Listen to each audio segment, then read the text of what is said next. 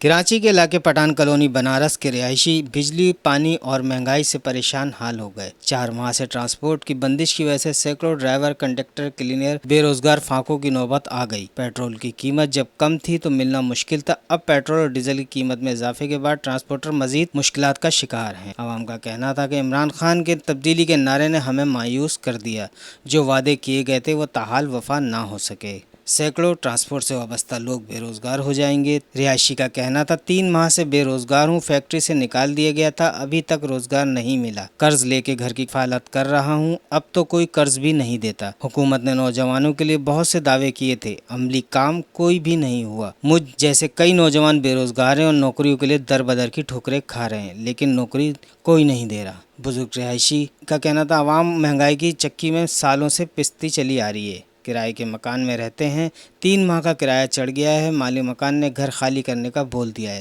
روزگار ہوگا تو کرایہ بھی دے سکیں گے۔ دور دراز سے آنے والے رہائشی کا کہنا تھا کہ واپس جانے کے پیسے نہیں ہیں، جو کما رہے ہیں یہیں خرچ ہو جاتے ہیں، گھر کیا بھیجیں۔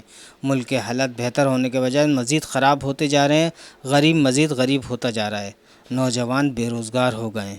حکومت نوجوان نسل کے مستقبل کو تاریک ہونے سے بچائے۔ کیمرہ مین عامر کاظمی کے ساتھ غفران خان، سچل نیوز، کراچی۔